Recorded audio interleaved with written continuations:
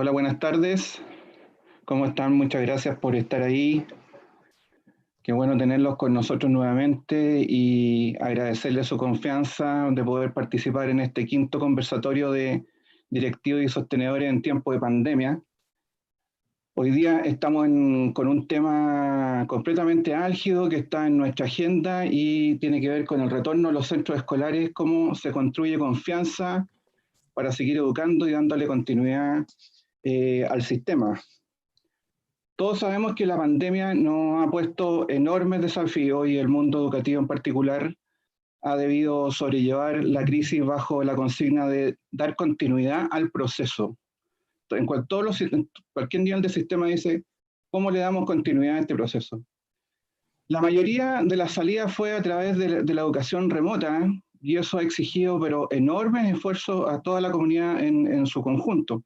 Las habilidades parentales para hacer acompañamiento, todo el tema de la motivación estudiantil y para qué hablar del enorme esfuerzo de los profesores y profesoras para adaptarse a los nuevos entornos y las metodologías. Si sumamos a esto las restricciones económicas y los impactos emocionales de la pandemia, da un resultado y un cuadro complejo, muy difícil de sobrellevar y sobre todo de gestionar. Y en esta conversación que tiene que ver con directivos, con sostenedores, vamos a hablar un poco de eso. Lograr las buenas condiciones para el aprendizaje y garantizar una seguridad razonable implica o ha implicado todos estos días pensar de una manera distinta, planificar de una manera distinta, tener unos niveles de flexibilidad y adaptabilidad que por lo menos yo creo que en muchos años no habíamos estado con ese desafío tan encima y de una manera tan contingente. Y un esfuerzo enorme de coordinación y estar en contacto con los otros. Y hoy día estamos en un momento, una decisión muy compleja, que es el retorno, que es la vuelta. Toda la evidencia nos dice que es necesario volver, la importancia de la educación presencial, no solo desde lo emocional, sino que también en lo que se refiere a estrechar las brechas que hemos hablado tanto y hemos escuchado todos estos días y los informes que están apareciendo cotidianamente de los organismos internacionales y los organismos nacionales con respecto a la importancia de la educación presencial. Y para qué decir el enorme riesgo de la deserción escolar, ¿no? Y la vuelta. Entonces, todos tenemos y queremos volver a clase, pero no sabemos o nos faltan herramientas o necesitamos más recursos conceptuales para tomar la mejor decisión de cuándo esta debe ser, cuál es el enfoque que debemos tomar, en qué momento debe ser, para generar esta confianza y nos permita a todos como una comunidad, entonces tomar la decisión y decir, volvemos. Y para esto entonces hoy día hemos tomado la decisión de tener dos posturas, dos visiones con respecto al tema, desde el sistema educativo propiamente tal y desde la escuela en particular. O sea, los dos polos, en el buen sentido de polos, porque representan al sistema en su conjunto. Yo soy Mario Uribe y me acompaña Marcela Sáez de Fundación Arauco. Les recuerdo que esta es una iniciativa de líderes educativos de la Pontificia Universidad Católica de Valparaíso, de la Fundación Arauco y del Centro de Innovación Avanzada en Educación de la Universidad de Chile. Hoy día tenemos dos invitadas, estamos felices de ello. Uno es Adriana Aristimuño, ella es directora sectorial de planificación del Consejo Directivo Central de la Administración Nacional de Educación Pública del Uruguay. Es largo el título, ella nos contará un poco más de su quehacer, pero lo interesante es que Uruguay hoy día está siendo mencionado a nivel latinoamericano y a nivel internacional en general como un referente de ir avanzando en esto, de determinar los enfoques, los momentos y los mejores criterios o los buenos criterios de su propio contexto para ir avanzando en la decisión de la vuelta. Y estamos encantados y desde ya le agradecemos a Adriana que nos acompañe y la generosidad de estar con nosotros y regalarnos su tiempo. Y a Gertrudis Díaz, Gertrudis es directora, rectora del Colegio Constitución de la región del Maule.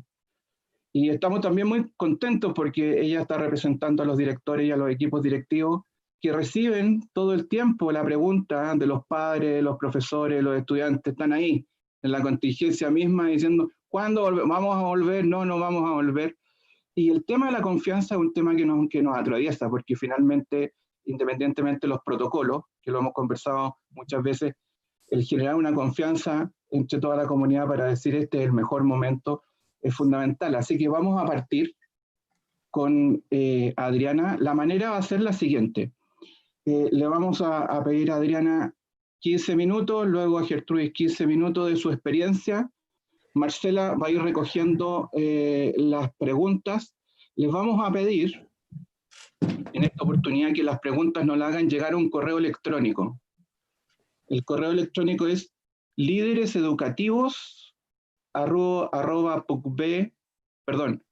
pucb, de Pontificia Universidad Católica Valparaíso.cl. Repito, lídereseducativos@pucb.cl. Ahí nos hacen llegar sus preguntas y en la última media hora de la conversación, tanto Adriana como Gertrudis nos darán esas respuestas. Entonces, sin más, Adriana, bienvenida a Chile. Bueno, gracias. Qué manera más fascinante de viajar. Decíamos cuando nos conocimos que en estos últimos meses hemos estado en la casa de mucha gente que nunca nos imaginamos, pues sí, es así. Bueno, pues yo estoy en mi oficina, estoy trabajando en este lugar desde mayo, o sea que soy parte de un nuevo equipo que ha asumido la conducción de la educación pública en Uruguay en plena pandemia. Comencé en mayo, cuando estábamos con cero presencialidad y con muchísimas preocupaciones y preguntas. Y bueno, y realmente el contexto del país, si les tengo que explicar cuáles eran las condiciones o en qué situación nos encontrábamos cuando no estábamos en la presencialidad, nos encontramos obviamente con mucha incertidumbre y con una cantidad de medidas de emergencia para, sobre todo, lo primero que las autoridades dijeron fue sostener el vínculo, ¿no? O sea, no perder nunca la vinculación con el estudiante. Eso fue lo que primero nos preocupó. Uruguay, de manera mucho más marcada que otros sistemas educativos, tiene una deserción, un abandono muy fuerte, sobre todo en la educación media. Tiene una tasa de egreso de la educación media superior bajísima para lo que es el nivel continental, solo 40 alumnos en 100 egresan de la educación obligatoria en Uruguay. Eso quiere decir que se rezagan, tienen mucha extraedad y abandonan. Entonces, esta pandemia pone como, digamos, en carne viva todos esos problemas del sistema educativo y sumado a los problemas de inequidad. Por otro lado, tiene como activo el plan Ceibal, que es ese plan que es conocido mundialmente por, bueno, una laptop por niño, con unas plataformas muy interesantes y muy buenas, pero que al estar creado fuera del sistema educativo, es usado de manera bastante despareja, hasta marzo. ¿Qué sucedió en marzo? Que Uruguay, de manera bastante pronta y temprana, con solamente 4 casos detectados, cierra las clases, y cierra los centros comerciales, y cierra todos los lugares donde se pueden producir aglomeraciones, y una cantidad de medidas bastante tempranas, que yo creo que en gran medida explican también por qué tenemos esa posibilidad de volver a la presencialidad en la educación. Entonces, no hay que perder de vista eso, porque yo creo que eso marca un contexto bastante positivo. También hubo otra medida bastante temprana que sucedió en abril, los primeros días de abril, que fue uno de los factores más fuertes para construir la confianza, que fue que desde la presidencia del país se nombró un grupo asesor, se llama Grupo Asesor Científico Honorario, que consiste en un conjunto de personas de altísimo nivel científico. Está el presidente de la Academia Nacional de Ciencias, el presidente de la Academia Nacional de Medicina, doctores en matemática, hay como un grupo de notables, de 3 notables que dirigen este grupo, pero que a su vez lideran varios equipos de científicos, virólogos, matemáticos, médicos, expertos en administración de salud, etcétera, etcétera, etcétera, y ese grupo de científicos asesoran directamente a la presidencia de la República, y eso ha tenido como ha cumplido el rol de generar mucha confianza entonces en las decisiones que se toman a nivel institucional de gobierno, cosa que en muchos países en el mundo ha sido un problema, ¿no? O sea, ha habido políticas un poco erráticas, ha habido políticas que han generado confianza y luego desconfianza.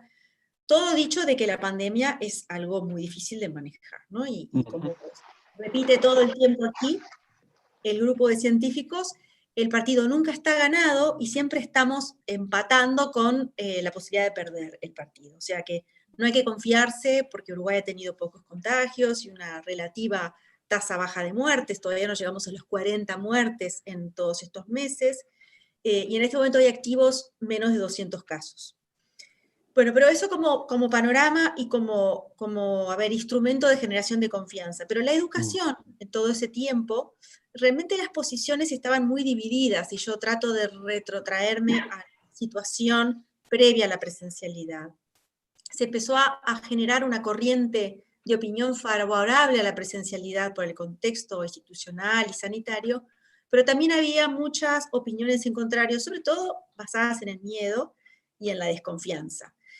O sea que la construcción de confianza fue una cosa que hubo que ir haciendo a lo largo de las semanas, ¿no? Hubo una decisión de presidencia discutida, pero que por la magnitud no tuvo demasiado impacto negativo, que fue decidir abrir las escuelas rurales. Y las escuelas rurales en Uruguay no son tantas. La población escolar de escuelas rurales es bastante baja, es un porcentaje muy bajo de la matrícula, y además las escuelas rurales habían estado muy alejadas de la conectividad del Plan Ceibal, justamente porque tienen problemas de conectividad, como sucede en muchos países. Entonces, fue un criterio como de priorización social, además de educativa, elegir a esas escuelas. Son escuelas que en muchos casos están en contextos de pobreza, son escuelas que brindan un servicio social muy importante, con un docente para una cantidad de estudiantes, como en muchas partes del mundo, y sobre todo son escuelas que por las condiciones edilicias permitían, porque se habilitaron primero las escuelas rurales de pocos estudiantes, no ofrecían demasiado riesgo sanitario. Igual se hizo un protocolo muy exigente que tuvo que aprobar este grupo asesor científico honorario, una cantidad de medidas, cuestionario para la pregunta, para la familia cuando se acercaba con el niño, alcohol en gel, la alfombra sanitaria, el distanciamiento social, el tapabocas, o sea, una cantidad de cuestiones que han seguido permanente, pero que en aquel momento las escuelas rurales fueron como realmente un experimento. Y la presencia, que siempre es optativa, libre, voluntaria, hasta hoy, al principio fue muy baja. Es decir, los porcentajes de las primeras escuelas rurales albergaban nada más que el 30% de la matrícula. Fue subiendo muy lentamente desde el 22 de abril que se habilitaron hasta julio, que recién llegamos al 50% de asistencia. Para que vean que es un proceso trabajoso y donde la voluntad de las familias se va como cambiando de a poco. Hubo también presencia de las autoridades en los medios de comunicación, hubo entrevistas a todos nosotros para explicar cómo se volvía, con qué condiciones, para justamente construir esa confianza. Pero, de todos modos, se llegan a más que a la mitad. Luego vino un plan, que ese sí fue como más, digamos, sistemático, donde se le presentó a las autoridades científicas y a la presidencia una serie de criterios para abrir toda la educación por tramos y con algunos criterios. Otra vez, priorizar lo que está socialmente más comprometido, los centros educativos con mejores niveles de conectividad y sobre todo con menos presencia o con menos constatación de contactos con el plan Ceibal, porque eso se puede detectar en tiempo real, porque son conexiones digitales. También se eligieron primero los centros educativos en los departamentos del país donde hubiera 0 casos o pocos casos, y también se eligieron algunos tramos educativos con algún tipo de especificidad, por ejemplo, educación inicial primero, o fines de tramo educativo, por ejemplo, finalización de la escuela, finalización de la media superior, porque son como fines de ciclo donde si hubiera que reparar algo el año que viene ya no llegamos a tiempo. O sea que hubo criterios educativos bastante importantes. Pero hubo una priorización social bastante fuerte en la elección de quienes volvían antes. Se hicieron 3 fechas, se eligieron 3 fechas, fueron como 3 oleadas. En junio hubo 2 fechas y la última fue el 29 de junio, donde se integraron las escuelas y los centros educativos de media de Montevideo y del departamento de Canelones, que es donde hay más casos, y hoy día sigue habiendo más casos en Montevideo, pero hasta ahora hubo nada más que 3 focos en centros educativos. Y creo que el hecho de que se tenga digamos, unos dispositivos de las autoridades sanitarias y educativas muy rápidos de reacción, unos protocolos muy rápidos de aislar el centro educativo, hacer el hisopado, el control a todos los estudiantes y a los docentes, se cierra el centro educativo y luego de los resultados se vuelve a abrir, se hace un seguimiento de los contactos de las personas, bueno, lo que se hace en todos los países, pero digo, aquí por la escala, posiblemente Uruguay permite, y como se controló la pandemia desde el principio, permite hacerlo de una manera muy casuística y muy personalizada, y eso ha mantenido los valores relativamente controlados. Ahora hemos tenido un nuevo pico de casos, habíamos tenido 0 casos varios días en junio, y ahora volvimos a tener 20 y pico por día, ahora en agosto, pero otra vez creemos que la situación está bajo control. Entonces, desde el punto de vista educativo y desde la confianza, creo que la no obligatoriedad es una de las cosas que los docentes reclaman más. Nosotros acabamos de terminar una encuesta a docentes a nivel nacional, donde les hemos preguntado una cantidad de cosas sobre las dificultades que encuentran y sobre todo qué nivel de conexión tienen los alumnos tratando de buscar los lugares más críticos, y hemos encontrado que los lugares más críticos tienen que ver con la educación media, no con la primaria, o sea, donde hay menos conexión de los estudiantes, por un tema también de motivación que tiene que ver con la adolescencia, que ocurre también en la presencialidad y en la vieja normalidad, pero que se vuelve a presentar ahora en esta etapa híbrida de relativa presencialidad, como decimos aquí. Pero hemos encontrado también conexiones o tasas de conexión y de presencia en los centros educativos de primaria bastante elevados en comparación con la media. Es decir, quizás centros educativos más pequeños, como son las escuelas en Uruguay, en comparación con los centros de media, que son más numerosos, permiten esa personalización y ese seguimiento prácticamente comunitario. En Chile y muchos países de América Latina yo he leído que se ha producido esa creatividad de los docentes y de los directivos para conectarse con los niños, ¿no? ¿Cómo estoy de tiempo? Bueno, sigo unos minutitos más hasta que me digan que pare. Unos minutitos. Sí, y bueno, y entonces como corolario de la situación en la que nos encontramos ahora, nosotros seguimos trabajando por la construcción de la confianza, tenemos varios frentes abiertos de problemática. En la vuelta a la presencialidad tenemos que manejar esta cuestión híbrida, que hay niños que todavía siguen en sus casas y hay otros que ya están de manera presencial, eso para el docente es todo un desafío. Tenemos también todo el desafío de la organización, que me imagino para Gertrudis este es un tema bien relevante porque los protocolos implican organizar turnos, partir los grupos, establecer horarios más cortos, es decir, toda una adaptación de lo que se llama siempre la gramática de la escuela, que hubo como que armar los horarios de nuevo. En Chile como en Uruguay empezamos en marzo y fue como un nuevo comenzar. En realidad uno veía en la televisión, bienvenidos, era como que estábamos comenzando el año escolar de nuevo, ahora en junio, porque realmente tuvimos 1 o 2 semanas de clase, dependiendo del nivel educativo de que se trate, entonces hubo poca oportunidad. Pero entonces tendremos también el tema de la evaluación y de la acreditación como un tema abierto, que ocurre en la no presencialidad y ocurre en esto híbrido. Hasta ahora había habido una consigna desde las autoridades de no calificar, simplemente hacer juicios cualitativos, ahora estamos volviendo a la calificación, a la certificación, que también plantea problemas, qué hacemos con los que están en casa, pero qué hacemos con los que vienen, establecemos diferencias, en base a qué. Entonces, evidentemente esto genera una gran demanda de creatividad y de flexibilidad de parte de los tomadores de decisiones y de los docentes en dosis enormes, y también mucha sorpresa de las cosas que los niños y los adolescentes han ido conquistando. Ahí también hay otro capítulo. Estamos iniciando una encuesta nosotros a los estudiantes para aplicar ahora en agosto, para preguntarles una cantidad de cosas de lo que vivieron en la no presencialidad y de cómo están viviendo esta nueva situación híbrida. Gracias, Adriana. Gracias, Adriana. Luego tendremos más momentos para poder profundizar. A la orden. Aquí tenemos 356 conectados hace unos minutos. Muchas gracias por el tiempo a todos dentro del foro virtual.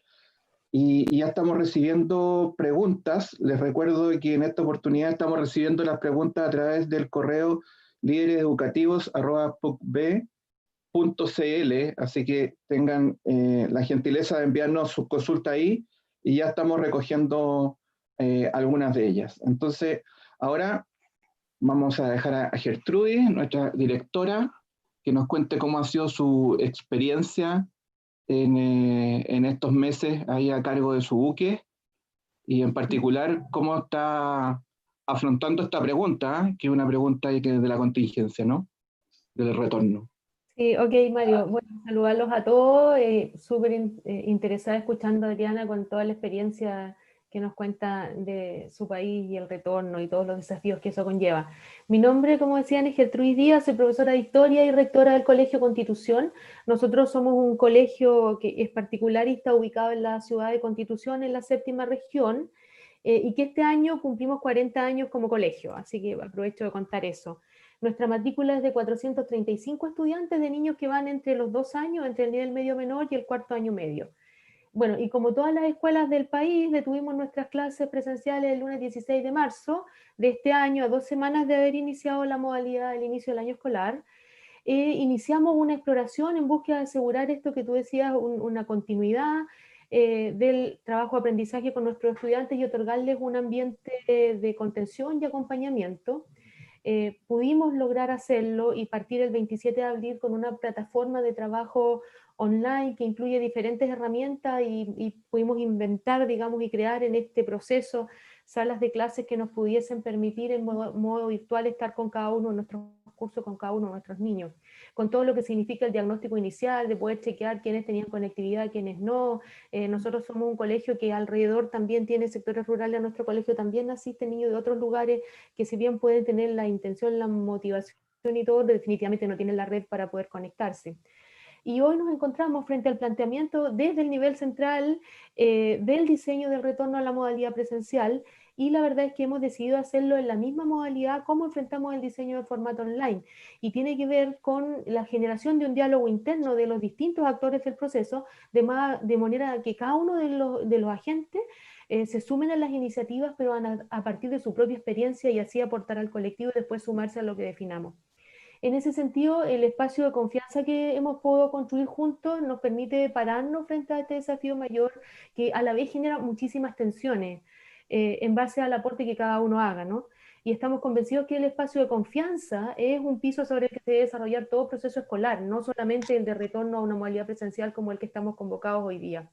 Les quiero contar fundamentalmente respecto a los profesores, a los estudiantes y a los apoderados cómo hemos decidido, digamos, iniciar o cómo hemos tomado esta base de confianza para poder gestar el retorno. Partimos con la instalación a nivel de profesores de una plataforma, como ya les decía, y como a todos nos tiene que haber pasado, contando con un grupo muy heterogéneo de docentes, donde había unos que tenían mucha habilidad tecnológica y otros que definitivamente no la teníamos, y me incluyo dentro de ellos. Y entonces lo primero que teníamos que hacer, y por eso también lo miramos en lógica de la realidad presencial, es mirar, escuchar y ver lo que pasaba dentro del centro educativo. Decidimos como en primera instancia armar un equipo dentro de nosotros mismos para apoyar a aquellos docentes que tenían menos posibilidades, y nos dimos un par de semanas solo para aprender, para destensionar esta presión que generaba trabajar frente a una pantalla, frente a una situación, digamos, que nos demandaba un manejo tecnológico que muchos no teníamos. Y junto con ellos atendimos a los distintos estados emocionales, de ansiedad que generaba la situación, que se extendía a todos los ámbitos, y se implementaron medios de comunicación, como me imagino en todas las escuelas del mundo, de distintos ámbitos, para poder comunicarnos entre profesores. De hecho, como todos los docentes del planeta, hemos emprendido esta tarea con un costo enorme de tiempo, de hacer cosas que hacíamos antes presencial, pero ahora hacerlo en la casa, con un entorno familiar también muy demandante. Lo que sí nos sirvió mucho y que también queremos proyectarla en la realidad presencial es fijarnos metas a corto y a mediano plazo que fuéramos cumpliendo y chequeando entre nosotros y acompañándonos en eso. Igual detallo este proceso docente porque ha sido fundamental para la cohesión, para las líneas de acción, para el trabajo en común, para la segurización y el apoyo del equipo de los docentes, entendiendo que son precisamente el equipo docente un factor muy detonante y decisivo en el entorno escolar, tanto para la transmisión de confianza en sus niños como también para la segurización del espacio escolar. En ese sentido, trabajamos y nos reunimos, pudimos hacerlo en realidad online, por departamentos, por equipos de trabajo, con muchas reuniones, con mucha conversación y el diseño de estrategias que a la vez que la íbamos aplicando, íbamos viendo si estaban funcionando, escuchando al entorno y mejorando aquello que consideramos que era necesario mejorar.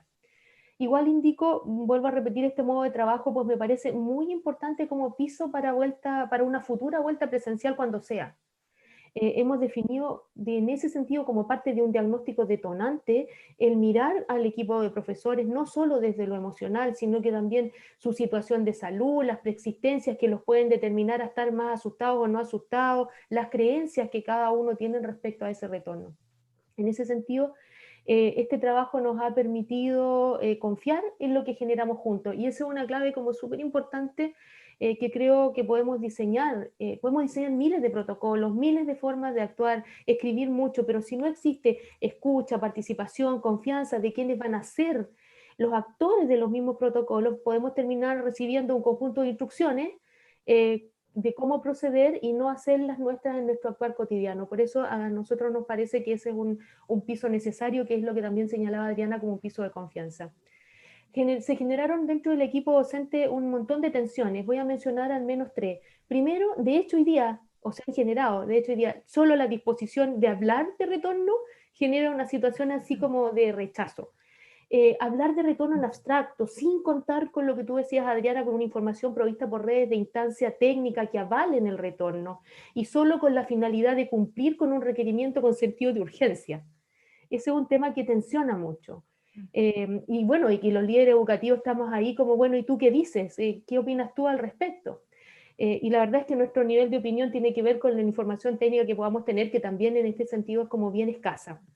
El otro tema como que tensiona también en el caso nuestro es como enfrentar esta tarea de diseño al retorno presencial cuando estamos en ejercicio de la modalidad online. Entonces hay un grupo de profesores que está trabajando con los niños en la modalidad online, tratando de atenderlos, diseñando, evaluando, porque hemos inventado formas de hacerlo, digamos, formativamente, pero también sumativamente, pero junto con eso tengo que diseñar el retorno para no sabemos cuándo. Entonces eso igual genera un ambiente de tensión o un foco de tensión. Y el último que quiero mencionar también es el temor a saber qué hacer o cómo actuar en esta múltiple variedad que pasa en los entornos escolares. Los que estamos haciendo clase dentro de la sala sabemos que todo lo que se diseña en una oficina en el nivel central, después tú llegas a la sala y resulta que no pasó eso, pasó otra cosa. Entonces también genera un nivel de tensión. Eso con respecto a los profesores, que definitivamente es un factor que hay que considerar desde nuestra perspectiva como un factor detonante de la generación de confianza, porque finalmente quien se encuentra cara a cara con el niño y el papá es el profesor que está ahí. Luego con los estudiantes, dentro de nuestra modalidad de trabajo, partimos con una plataforma, como les decía, el 27, ojalá lo más parecido a lo presencial, pues tratamos de generar un horario con lo que Adriana decía que demanda, menos tiempo, un horario en salas virtuales, 45 minutos, ya no los 90 que teníamos antes, o los 60 minutos que teníamos antes, 15 minutos de descanso, rutina, te levantas en la mañana, toda una situación de reeducación en esta modalidad. Pero definimos, y eso fue también importante, un foco. Y el foco era flexibilidad, apoyo y contención emocional y proporcionar rutinas de trabajo en un espacio de hogar donde se habían perdido las rutinas por la situación que nos estaba convocando a todos. Decidimos comunicar oportunamente a través de los profesores jefes, de toda la situación que les pasara a nuestros niños y a nuestros padres, y hacer un seguimiento de cada uno por curso. Por otro lado, el área de convivencia del colegio aplicó un diagnóstico socioemocional. Hoy día cuando nos llega, ¿no es cierto?, el protocolo del ministerio dice, apliquemos un diagnóstico socioemocional y de aprendizaje, indispensable aplicar un diagnóstico socioemocional. Pensemos que nos despedimos de unos niños el 16 de marzo, que son a esta altura otros niños. Uno mira a los de séptimo y no son los mismos niños, hablan distinto, les cambió la voz y no fuimos parte de un proceso que somos parte siempre. Y eso, si a nosotros nos parece distinto, imagínense lo que genera entre ellos mismos. Incluimos además horas de consejo de curso, de orientación en el trabajo en las salas virtuales, con la idea de ir escuchando a los alumnos, a sus inquietudes, a sus necesidades. Y, por ejemplo, también en base a ello definimos una modalidad de trabajo en la sala virtual que tenía que tener normas de convivencia escolar distintas a las que teníamos en las presenciales, y las construimos también para buscar unas estrategias de mejor atención a nuestros estudiantes. ¿Por qué menciono eso? Porque el proceso de diálogo con los alumnos también es tremendamente constructivo. Como decía Adriana, hemos descubierto en nuestros adolescentes cosas increíbles, como revelaciones increíbles, que nos han permitido también iluminar este camino. Yo creo que este espacio que vivimos, que es tan tensionante y todo, también es una oportunidad de mejora para aprender a escuchar muchas cosas de las que los chicos dicen y que nos sirven para rediseñar un proceso que antes solamente estaba en manos de adultos, que eran los que sabíamos cómo hacerlo. Entonces, también hemos hecho eso. ¿Qué pasa con los niños? También hay tensiones. Queremos volver a encontrarnos, queremos estar juntos, queremos volver a vernos, pero tenemos temor a contagiarnos. No queremos volver a contagiarnos, no queremos que exista un rebrote. Por otro lado, en el grupo adolescente queremos hacer lo que nosotros queremos y no lo que los padres quieren, lo que no es novedad, digamos. Y entonces también pasa esta tensión. Y también creemos que la construcción de todos los protocolos, y vuelvo a repetir, de actuación para la modalidad presencial, tiene que estar en base a la conversación también con nuestros estudiantes. ¿Por qué? Porque la idea es crear un ambiente predecible que minimice la ansiedad frente a las condiciones de retorno. Es un tema que a nosotros nos parece súper importante. Y finalmente, en el trabajo con nuestros apoderados, en el modelo de nuestro proyecto educativo, siempre se considera la familia como diseño estructural de nuestro modelo, y esta realidad no ha sido distinta. Entonces, desde un principio empezamos a comunicarnos con el centro de padres, con los microcentros, con los papás. De hecho, hemos tenido la enorme posibilidad de, con la plataforma instalada, hacer 2 rondas de reuniones de apoderado por curso, entrevista con cada papá para ver las situaciones en que está su alumno. En realidad, en ese sentido, hemos tenido como mucha adhesión de parte del grupo de papás, que inicialmente también demandaban que el servicio escolar al que se comprometía el colegio fuera cumplido, ¿no? En base a lo que ellos querían, y además que tenían a los niños en casa y no sabían qué hacer con ellos, entonces era más complejo, y nosotros queríamos acompañarlos en esa función y buscamos la forma de poder hacerlo.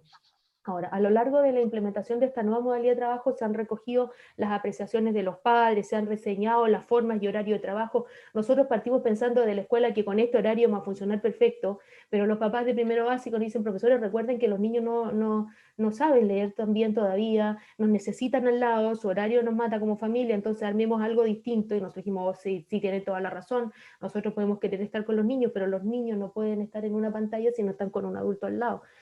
A esa edad por lo menos. Entonces rediseñamos, rearmamos en el contacto con los papás.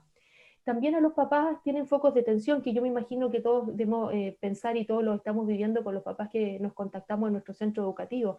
El tema del retorno, de cuál va a ser el protocolo de higiene, sanitización, los protocolos del colegio, qué seguridad va a tener mi hijo ahí. El hecho de hablar de retorno también genera posiciones. Tengo que decir, estoy a favor del retorno o en contra del retorno, y así hay grupos que están a favor mío o en contra mío. ¿Te fijas? Eso también nos ocurre. Hemos planteado como colegio frente a ello la modalidad de un trabajo mixto, que también es lo que propone el ministerio. En nuestro caso se nos hace más fácil, porque como ya tenemos instalada la modalidad de trabajo virtual en salas, la idea nuestra es tener clases en el colegio, pero también clases a la vez transmitidas a las casas de los papás que decidan que los chicos no van a estar. Y eso ha permitido descomprimir y destensionar un poco este tema: qué vamos a hacer ante la futura eventualidad de retorno.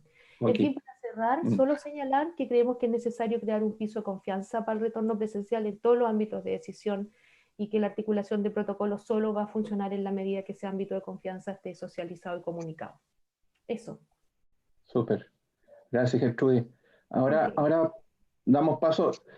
Superamos las 400 personas en el foro virtual, me cuentan, así que solo comparto. Muchas gracias de nuevo por la confianza, y ahora iniciamos nuestra fase de preguntas. De preguntas. Sí, gracias, Mario. Hemos recibido hartas preguntas, y acá en el fondo hay algunas que están dirigidas específicamente a Adriana, otras para las dos, otras para Gertrudis, pero cualquiera de las dos que quiera comentar, bienvenido sea, porque la experiencia a veces es distinta desde el lugar que cada uno ocupa. Así es que ahí las aliento a que sea más bien una conversación, que si bien hay algunas preguntas que pudieran ser más atingentes, como a la experiencia que ya está viviendo Adriana, por ejemplo, allá en Uruguay, yo creo que igual es interesante cómo nosotros nos vamos anticipando a eso. Y como decía Gertrudis, yo creo que nos hace bien conversar de este tema. O sea, si bien nosotros no tenemos todavía una fecha clara de retorno, sabemos que tampoco vamos a volver de un día para otro, y este es un proceso que tenemos que ir viviendo del que tenemos que ir sin duda dando algunos pasos. Específicamente en algunas de las preguntas que llegaron. Dice, ¿el retorno a clase se hizo en el caso de Uruguay con un plan nacional o con un plan individual que fue haciendo cada comunidad educativa? ¿Cómo fueron resolviendo esa dinámica? Está muy buena la pregunta. En realidad fue en dos planos. A ver, las decisiones se toman a nivel nacional y se dan esas pautas, pero también se dio como libertad para que cada centro educativo con esas pautas generales se organizara. Es decir, si usted respeta la distancia y usted cubre todas las cuestiones sanitarias y los chiquilines no están más de 4 horas por día, y usted pone 1,5 metros entre niño y niño, y etcétera, etcétera, etcétera, usted organícese. Entonces, con esos criterios, cada cual armaba su puzzle, por decir así, su rompecabezas.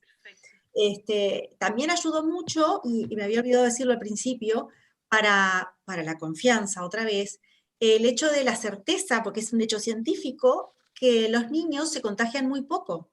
Se contagian poco entre ellos, y también son escasamente contagiadores, o sea, no son vectores de contagio. Y aquí hubo muchos pediatras que en el retorno a la presencialidad salieron a hablar de eso. Es más, el presidente de la Academia Nacional de Medicina dijo una frase que quedó muy grabada en la opinión pública, que es, sabemos las desventajas y los perjuicios de la no presencialidad para los niños, sabemos esos perjuicios, cuáles son esos problemas, pero no sabemos ninguna de las ventajas de no asistir. Es decir, como poniéndose del lado de, por favor, tengamos presente que la educación para ellos es importante y que lo presencial es preferible. O sea, los científicos siempre jugaron muy a favor de una presencialidad muy responsable, ¿no? Generalmente no alentaron temores y generaron mucha confianza, justamente por este tema sanitario que ya es bastante contundente a nivel mundial, ¿no? Lo que hemos aprendido en estos meses sobre los contagios en los niños. Entonces eso ayudó mucho.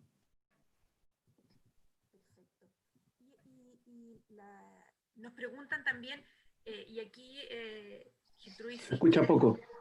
Si quieres compartir también, ¿sí? Voy a tener que sacar a lo mejor el... Ahí. Ya. ¿Cómo implementar o cómo ir implementando de una manera más híbrida esto que comentaba Gertrudis, ¿cierto? Al final, a lo mejor un trabajo online desde la casa, estudiantes con clases presenciales al mismo tiempo, pero por otro lado, sin duplicar el trabajo de los docentes. Eso me gustaría que lo comentáramos. Tú decías, Adriana, que en Uruguay están llegando cerca del 50% de presencialidad. En primaria, en media es más elevado ahora, llega a 70%. Perfecto. Sí, Perfecto.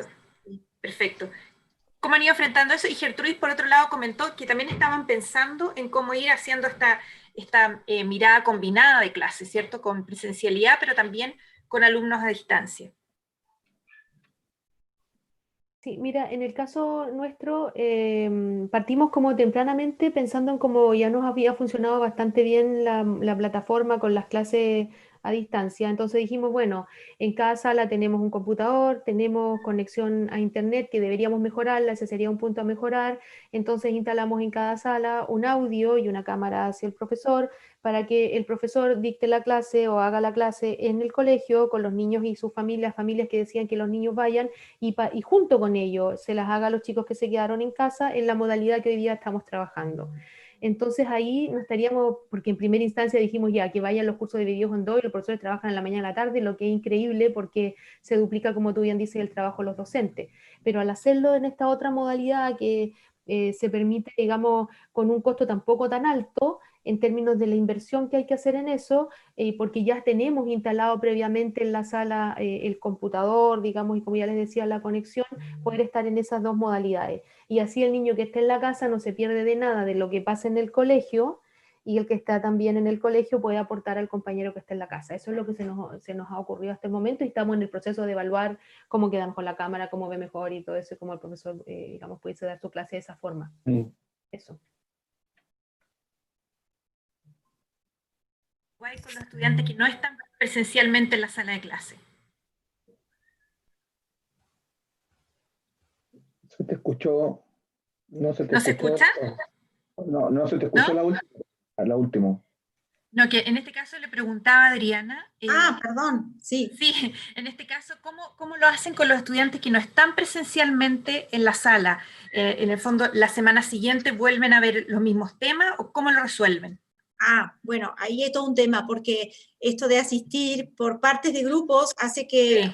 hay diferentes configuraciones, obviamente. Por ejemplo, mitad 1, mitad 2, cambian lunes, miércoles y viernes, martes y jueves, y luego rotan, o vamos una semana a un grupo y a la semana siguiente el otro, y así.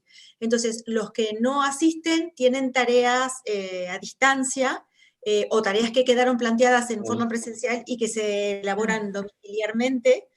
Pero lo más complejo, por eso escuchaba con mucho interés a Gertrudis, lo más complejo es para el docente tener como esa doble función, porque de mi grupo tengo estudiantes en diferentes situaciones.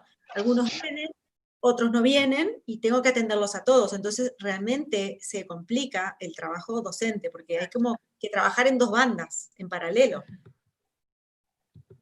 Sí. Me avisan si no se escucha, estoy teniendo problemas con el micrófono. Bien, ahora bien. Ahora se Perfecto, perfecto, gracias. Eh, desde Punta Arenas hay un par de preguntas, me parece bien interesante. A Gertrudis, ¿qué otro tipo de problemática han debido sortear en este periodo de educación remota en su organización? Por un lado, ¿cómo lo resolvieron? Y en especial el tema económico, pensando en los aranceles, que es algo que muchos colegios, sobre todo el sector particular, en el fondo han sufrido. Ya, mira, en principio, respecto a los aranceles, fue el primer tema que partió cuando se suspendieron las clases, dado que la educación particular, el profesor, el apoderado paga por un servicio y el colegio brinda el servicio, y entonces tiene que haber concordancia entre esas dos acciones. Entonces, como partimos en marzo con mandar guías al hogar mientras definíamos qué íbamos a hacer, claramente el tema era: nosotros estamos haciendo el trabajo que debe hacer el colegio. Y en alguna medida era así, o sea, en gran medida era así, porque nosotros mandábamos las guías y los papás tenían que apoyarlos desde la casa. Entonces, al corto plazo decidimos: ya vamos a armar un trabajo donde nosotros lleguemos a la casa de los niños en alguna modalidad. ¿Y cuál es la modalidad? A través de la plataforma. Y esa primera mirada y decisión, o sea, claramente la situación fue a nivel docente, como ya les mencioné. ¿Cómo voy a hacer eso yo? Nosotros en marzo, hoy día tenemos un equipo docente que yo ayer les decía en el consejo de profesores: hoy día ya comparto pantalla, bajo uno, subo otro, pongo la sala de espera por tema de seguridad. Pero en marzo ninguno de nosotros nos imaginábamos siquiera hacer eso. Entonces esa fue una atención súper legítima. Respecto del aprendizaje de los profes, nosotros consideramos que todo lo que tiene que ver con innovación en la escuela no puede venir de fuera de la escuela, tiene que venir desde el convencimiento de la escuela, y en realidad cualquier proceso previo lo hacíamos así. Si queríamos instalar una modalidad, la estudiábamos primero, decíamos no, esto sí, esto no, lo mejorábamos y lo adaptábamos. Eso previo nos ayudó harto, pero esa fue una tensión grande. ¿Cómo lo solucionamos con los papás, el tema de los aranceles? Bueno, nosotros tenemos una corporación que nos sostiene, entonces definimos ya el primer mes que nos vamos a estar con esta plataforma, hicimos como una rebaja en el arancel de un monto donde los servicios básicos se prorratearon en eso.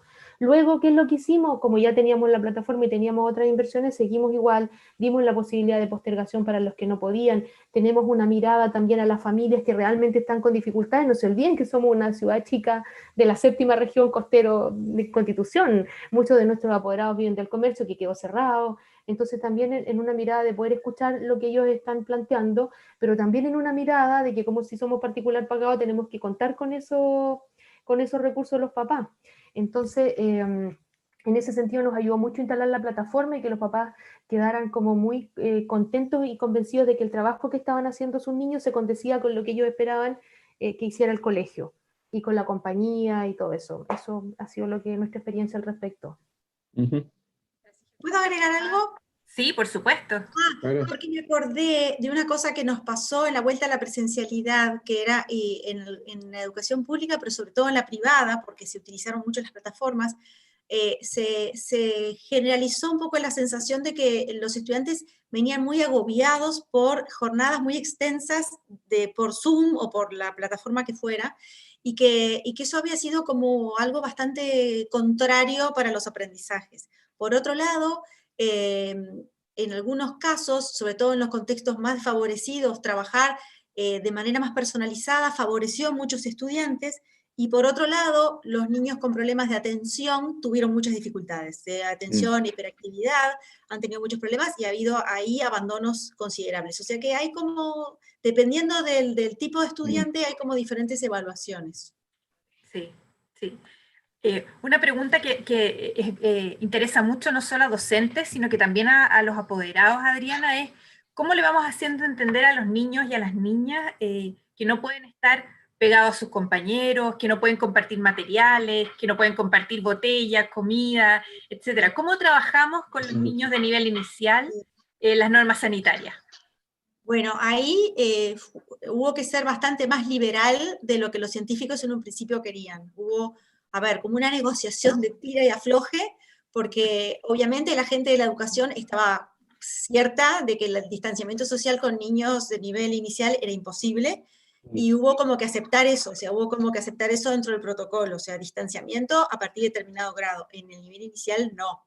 Pero también los niños, como todos sabemos, son muy adaptables y a ver, los maestros fueron como muy inteligentes y muy creativos en inventar juegos y cuestiones donde la distancia social era un componente importante. Y los niños respondieron muy, muy, muy bien. O sea, en realidad el temor quedó como opacado con la ganancia de las experiencias en las aulas. Eso también es una cosa que da confianza, pero claro, obviamente, como dicen, con el diario del lunes es muy fácil hablar, pero a nosotros nos pasó, ya tenemos ese diario. Sí, Bueno. y yo creo que es un tema que hay mucho cuestionamiento acá, en el fondo, como cómo lo hacemos con los niños de nivel inicial. Bueno, Porque lo van a hacer efectivamente... con más Sí. libertad de lo que se dice y no pasa nada, no se contagia ni uno solo. Cuando dices nivel inicial, ¿estás pensando desde la educación parvularia en adelante, que es una pregunta que aparece? Sí, a ver, estaba hablando básicamente del sistema formal, que aquí empieza la obligatoriedad a los 4 o 5, o desde los 3, desde los 3. Okay. Perfecto, sí, sí. Aquí hay una pregunta que también yo creo que nos pueden compartir las dos, su mirada, que es cómo han ido enfrentando, si es que hay, ya algo de eso apareció en la conversación, resistencia de los docentes frente al teletrabajo y después frente a la posibilidad de volver a clases presenciales. Y yo creo que en el fondo han sido resistencias que son temporales, ¿cierto? Primero hubo cierta resistencia al teletrabajo y después cuando ya estamos mejor con eso y nos estamos asentando, ahora sufrimos la resistencia frente a la posibilidad de lo presencial. ¿Cómo han ido enfrentando estas resistencias? Cualquiera de las dos que quiera comentar. Mira, en el caso de nuestro colegio, claro, al principio la resistencia era el teletrabajo, desde donde yo les decía, porque en el fondo hay que preguntar ¿por qué hay resistencia? ¿A qué se debe? Y eso son respuestas como en muchos casos bien individuales. Y en la mayoría de los casos a nosotros se nos repetía era que al final, el tema era el temor a no hacerlo bien. Ese era el último tema que había ahí. Entonces, como ese era el tema que nosotros miramos en esta realidad educativa, nosotros lo que hicimos fue un equipo para apoyar a hacerlo bien. Y un equipo de nosotros mismos, o sea, fue tan claro como que nosotros, por ejemplo, hace un año atrás sumamos a una exalumna como profesora del colegio, que había sido estudiante de todos nuestros, pero que ella es muy buena en el tema de comunicación y tecnología, y resulta que pasó a ser la que, junto con otra profesora a cargo, lideraba el tema de enseñar a sus profesores de cómo trabajar, sus ex profesores y ahora colegas, a cómo trabajar en esta modalidad.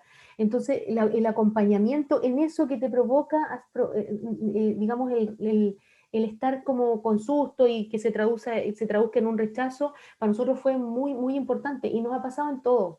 Cada vez que hemos incorporado una nueva herramienta a la plataforma, por ejemplo, hagamos exámenes a través de la plataforma, exámenes le llamamos a prueba.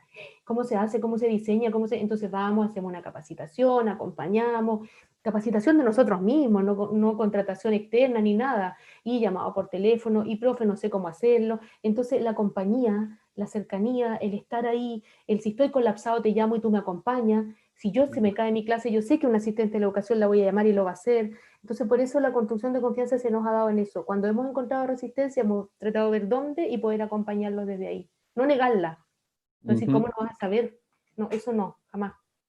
Nosotros hemos tenido resistencias de los dos tipos, Marcela, tanto cuando hubo que empezar a trabajar a distancia, como cuando hubo que pensar en el retorno. Siempre el miedo, y creo que lo que decía Gertrudis es exactamente eso, o sea, el miedo a hacerlo mal porque no tengo los elementos. Y eso fue, y ahora en la encuesta de docentes que les decía que acabamos de presentar los resultados, salió muy nítido que la manera en que los docentes salieron adelante era consultando con sus colegas, o sea, preguntando, me pasó a mí, tuve que empezar a dar clases por Zoom en la universidad, y a mí me gustan mucho las clases presenciales, como a casi todo el mundo.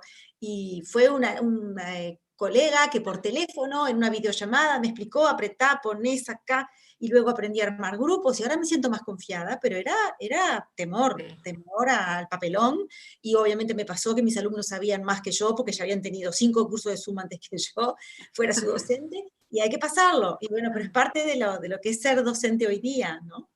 Sí. Y aquí fue muy importante involucrar a los sindicatos en la conversación para la vuelta. Te iba a preguntar, ¿ya? Sí, esa es una de las preguntas, de hecho, que aparece. ¿Cuál es la participación de las comunidades educativas en las propuestas del Ministerio para el Retorno? ¿Cómo fue? Bueno, en realidad las comunidades educativas, pensando en centro educativo, no. Hubo más bien decisiones de cúpula, y ahí es donde hubo conversaciones de autoridades con autoridades sindicales, y se los involucró en elaboración del protocolo. Al principio, con lo de la educación inicial, había resistencia de los sectores técnicos ligados a la educación inicial, hubo que vencer ahí resistencia, pero yo creo que hubo una opinión pública bastante favorable al retorno, y eso como que empujó, o sea, no hubo mucho tiempo para bloquear, y hubo como una opinión pública favorable para que los niños volvieran, porque estaban solos, con poca socialización, en los sectores más pobres, con muchas carencias, entonces eso pesó más que lo otro. Súper importante eso. Y una consulta ahí, cuando tomaron la decisión de ya, vamos a regresar como sistema educativo, la comunicación, ¿fue una comunicación entre el sector educativo aliado con el sector sanitario, los mismos gremios, fue en conjunto? Fue muy interesante porque se producían como conferencias de prensa del gobierno, de diferentes ministros, del presidente, y se iba anunciando.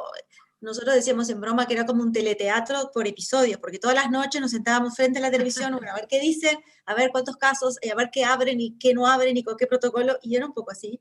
Y bueno, y una de esas noches, luego de que ya se había cubierto por la prensa que había conversaciones, se presentaron las autoridades, el ministro de Salud, el ministro de Educación, el director de Educación Pública, creo que hasta el presidente, porque le dio mucha importancia al tema de la educación, y entonces se establecieron los criterios, se dijo que se había llegado al acuerdo de los protocolos, se estableció el calendario, y ya, como había sido bastante conversado antes, eso fluyó. Claro, por cierto. Sí. Hay otras preguntas que han ido haciendo, que hemos ido contestando a medida que se ha ido dando la conversación.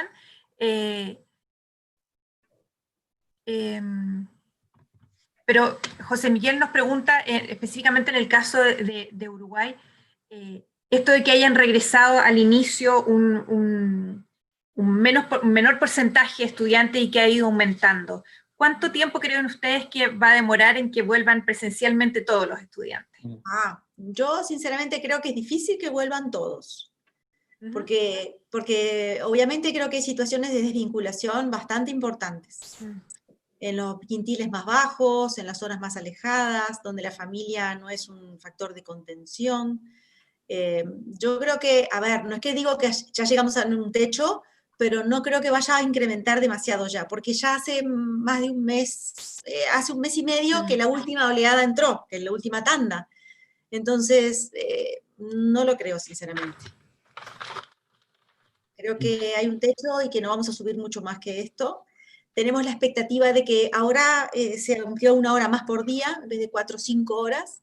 O sea que es como incremental, pero muy cuidado. O sea, son pasos muy cortos, muy cuidados. Siempre muy monitoreado todo. Sí. Y para Gertrudis tengo una pregunta de Flora. Yo creo que es un tema que que ha requerido especial atención, sobre todo los estudiantes que este año egresaban del sistema, ¿cierto? Los de educación secundaria que están en el último año. Y en ese sentido, la pregunta que nos hace es cómo ir generando algunos ritos en este contexto de pandemia que hagan igual de significativa, en el fondo, la salida del colegio. ¿Qué han pensado, Gertrudis? Mira, la verdad es que en nuestro cuarto medio, que es el curso de término, de verdad que ha sido un foco súper importante para nuestro accionar. Son alumnos que en nuestro colegio vienen con nosotros desde los 2 años y que tenían toda una esperanza en su cuarto medio, qué sé yo, con ritos como el aniversario, la licenciatura, y de verdad que ha generado situaciones emocionales súper complejas en ello. Por otro lado, a nivel del sistema nacional hay una incertidumbre respecto de la prueba de transición que está definida de modo presencial, pero sin tener clases presenciales. También es profe, o sea, hasta voy a tener que dar la prueba con mascarilla y me voy a acostumbrar a estar todo el rato con la mascarilla, vamos a ensayar o no. Entonces se ha generado toda una ansiedad que ha requerido un proceso de acompañamiento especial. Respecto a los ritos de fin de año, con los mismos alumnos conversando, profe, ¿cómo lo podemos hacer? Ya siempre es en diciembre. Online, como lo hicieron en otros países del Asia con un robot que nos entregue las licencias, en la misma carpa que hacemos todos los años y nos dividimos. Y la verdad que en ese sentido han sido fundamentalmente conversaciones para escuchar las aspiraciones que ellos tienen, qué es lo que ellos esperan, también irles dando la pausa para escuchar qué es lo que dice el nivel central, cómo están las condiciones, qué está permitido y qué no, nunca cerrados a hacer algo, siempre abiertos a escucharlo y a poder generar juntos algo, desde todo, desde una situación como la que estamos viviendo a través de esta modalidad, hasta dividir el curso en una ceremonia muy pequeñita, en la eventualidad de una posibilidad presencial que nos dé la luz verde y poder hacerlo con aquellos que quieran hacerlo y se sumen a esta situación. Pero de verdad es un grupo que requiere una atención muy, muy, muy particular de parte de nosotros. Estamos casi sobre la hora, así que quería preguntarles si es que hay algo que quisieran comentar para finalizar, si es que hay algo que se les quedó en el tintero y que quisieran comentarlo. Solamente diría una última frase que es no sobredimensionar los riesgos. Creo que después de haber visto lo que sucede del otro lado, creo que vale la pena tomar algún riesgo. Gracias. Gracias, Adriana. Gertrudis, ¿tú ibas a decir algo? Sí, yo creo que a mí me parece que esto que nos pasa a los profesores y que nos hace estar en el lugar en el que estamos, de creer mucho en nuestros estudiantes y en las capacidades que tienen para sobrepasar aquello, eso que nosotros podemos imaginar que va a ocurrir, es como lo que es importante decir. Vale siempre la pena estar con ellos. Buenísimo. Y escucharlos y dejarlos que se expresen en su capacidad creativa, que es enorme. Sí, y yo creo que esa es un poco también la idea de este conversatorio, específicamente con el tema de hoy, de iniciar una conversación de qué implica, de cuáles son los criterios que tenemos que ir tomando, qué conversaciones ir teniendo, como decía Gertrudis, en el fondo la importancia de escuchar, de dar participación en este proceso, no solo a los docentes y a los estudiantes, también a los apoderados, ir generando como este piso de confianza del que también hablaba Adriana. Y yo me quedo harto como con algunos de los conceptos, pensando en este retorno, ¿cierto? La importancia de lo gradual, de lo voluntario, y de ir también asumiendo algunos criterios. Partimos con la educación inicial, con los estudiantes que van siendo de término, partimos con la educación rural, partimos con ir asumiendo en el fondo un camino, ir planificando este proceso que aquí en Chile todavía hemos tenido pocas conversaciones, entonces creo importante ir teniéndolas.